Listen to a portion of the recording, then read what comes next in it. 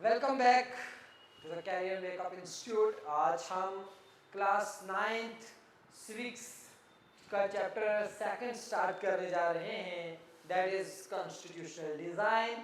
और इससे पहले हम एक जो शेर है वो आपको सुनाएंगे। कहता है कि मुश्किलों से घबरा के रुकना नहीं, मुश्किलों से घबरा के रुकना नहीं, अंधेरों में भी जुगनू बुझना नहीं, और हौसला रख मंजिल मिलेगी ज़रूर, वक्त कठिन है मगर रुकना नहीं। ये है कि मुश्किलें जो है उनसे कभी आपको घबराना नहीं और घबरा के रुकना नहीं है। अपनी डेस्टिनेशन की तरफ जो आप सफ़र कर रहे हो उसकी तरफ जाते हुए कभी जो मुश्किलें आए, कठिन रास्ते आए, उनसे घबरा के आपने रुकना नहीं, क्योंकि जो वक्त है ये कठिन हो सकता है। कठिन कहते हैं मुश्किल को, लेकिन ये रहेगा नहीं, वक्त बदलेगा।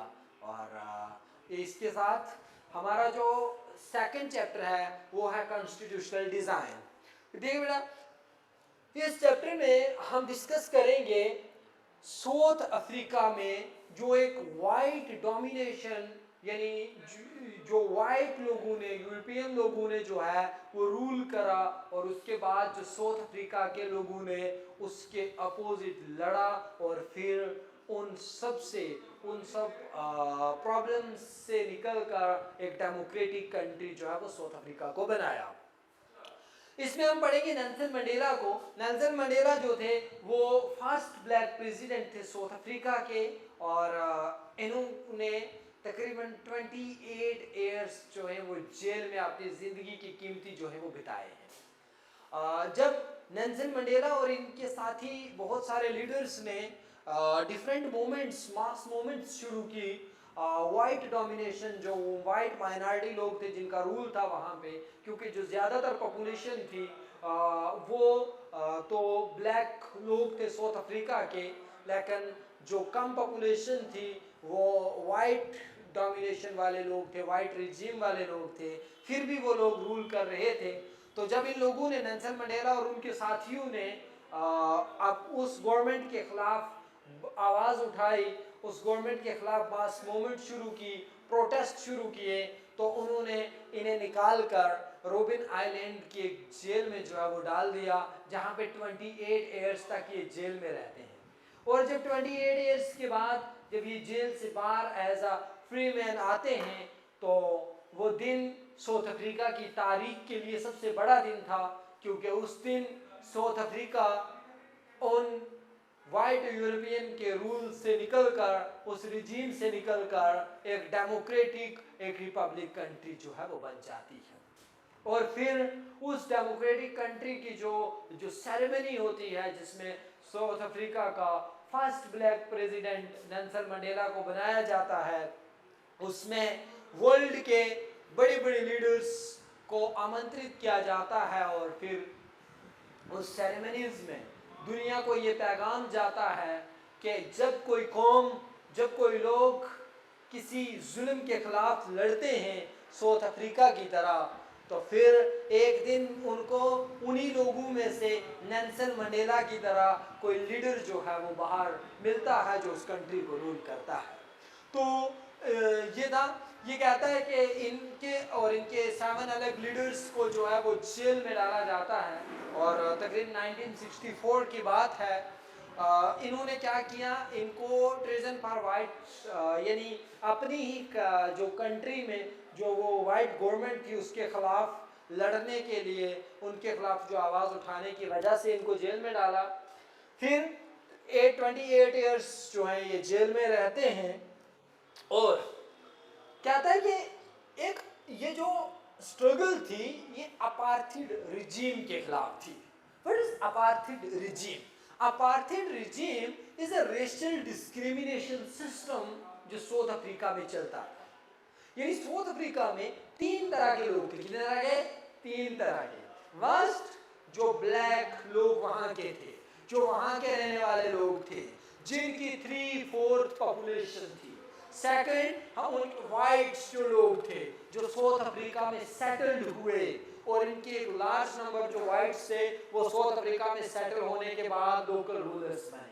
और थर्ड वो लोग थे जो इंडिया या बाकी कंट्री से माइग्रेट होकर साउथ अफ्रीका में गए हुए थे, बहुत सारे कंट्री से माइग्रेट होकर गए हुए थे। तो इसका मतलब ये हुआ कि जो ये अपार्थाइड सिस्टम था ये एक रेशियल डिस्क्रिमिनेशन था, किसके कहां पे, साउथ अफ्रीका में। और लार्ज नंबर ऑफ वाइट जो थे वो साउथ अफ्रीका में जब सेटल होते थे फिर बाद में आहिस्ता आहिस्ता वहां के लोकल रूलर्स बन जाते थे।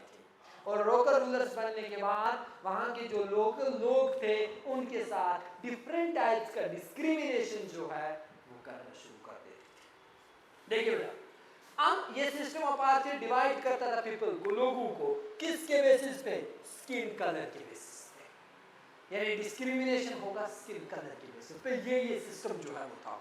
दूसरा, नेटिव पीपल जो थे साउथ अफ्रीका के, वो मैंने आपको बता दिया वो ब्लैक इन कलर थे और इनकी 3/4 पॉपुलेशन थी। इनको ये जो लोग थे उस टाइम पे ब्लैक कहते थे। फिर उसके बाद इन दो ग्रुप्स के अलावा, व्हाइट और ब्लैक के अलावा, कुछ मिक्स्ड रेसेस लोग थे जिनको कलर्ड कहा जाता था। ये कलर्ड लोग वो थे जो इंडिया या बाकी कंट्री से माइग्रेट होकर साउथ अफ्रीका गए हुए थे। ठीक है, अगर आपको इसका स्क्रीनशॉट की जरूरत है तो आप ले सकते हो। Okay, next, towards a new constitution. आप साउथ अफ्रीका में उस रूल से जब निकल जाते हैं तो ये वो वक्त है कि जो ये प्रोटेस्ट स्ट्रगल्स इन सब के बढ़ने से, इंक्रीज होने से, जो वाइट रिजीम थी उन्होंने अपनी पॉलिसीज चेंज कर दी। यानी जो स्ट्रगल चल रही थी उस स्ट्रगल से को देखते हुए, वो जो लोग लड़ रहे थे उनको देखते हुए, जो वाइट रिजीम के लोग थे उन्होंने अपनी स्ट्रगल को, अपनी पॉलिसीज को चेंज कर दिया। और उन्होंने क्या क्या डिस्क्रिमिनेटरी जो लॉज थे उनको रिपील कर दिया, और जो पॉलिटिकल पार्टीज पे रिस्ट्रिक्शंस थी या मीडिया पे थी उनको भी लिफ्ट आउट कर दिया गया। फिर 28 इयर्स के बाद नेल्सन मंडेला जो है वो जेल से जब बाहर आते हैं और तकरीबन 26 अप्रैल एट एग्जैक्ट 26 अप्रैल 1994 को एक न्यू नेशनल फ्लैग जो है वो लहराते हैं और उसके साथ साथ ये कहते हैं, दुनिया को पैगाम देते हैं कि अब साउथ अफ्रीका एक डेमोक्रेटिक कंट्री बन गई। ओके,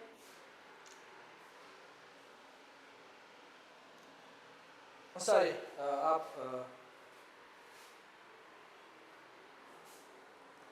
ओके, नेक्स्ट कि अब डेमोक्रेटिक रूल्स जो साउथ अफ्रीका में आए, क्योंकि जो साउथ अफ्रीका में उससे पहले था, यानी वो सारे का सारा जो रूल था वो अपार्थाइड सिस्टम था, वो कोई भी डेमोक्रेटिक को इक्वल था ही नहीं, वो तो सारे का सारा एक डिस्क्रिमिनेटरी लॉज थे, डिस्क्रिमिनेशन वाला रूल था।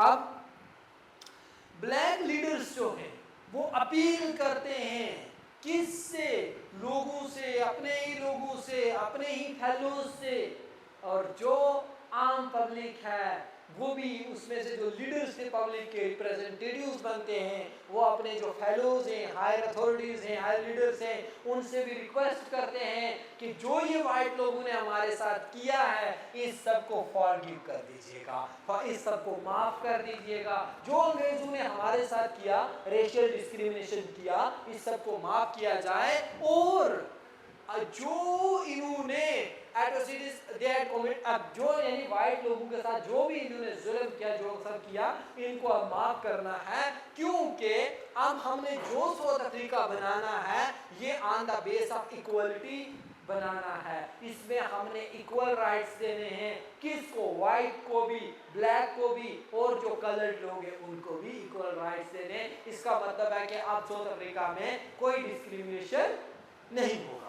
दूसरी चीज इन्होंने कहा कि आप मैन, वुमेन या ऑल रेसेस के जो भी लोग हैं उन सबको इक्वल राइट्स मिलेंगे। फिर कहा डेमोक्रेटिक वैल्यूज होंगी, डेमोक्रेटिक मतलब डेमोक्रेटिक यानी पॉलिटिकल राइट्स लोगों को मिलेंगे। उसके बाद इन्होंने कहा सोशल जस्टिस होगा और ह्यूमन राइट्स की कोई वायलेशन नहीं होगी। यानी जो भी काम होगा, कुछ होगा, उसमें ह्यूमन राइट्स जो है, उन ह्यूमन राइट्स को क्या किया जाएगा, ध्यान में रखा जाएगा, ह्यूमन राइट की वायलेशन भी नहीं होगी।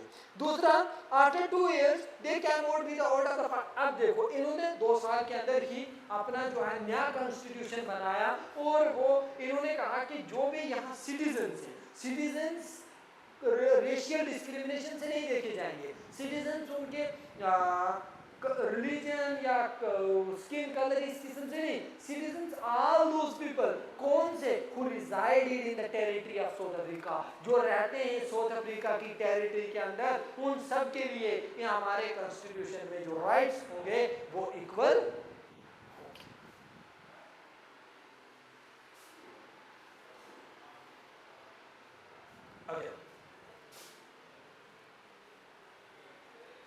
ये था एक साउथ अफ्रीका का जो जीता, हमारे सामने एक बहुत बड़ी मिसाल, बहुत बड़ी एग्जाम्पल थी।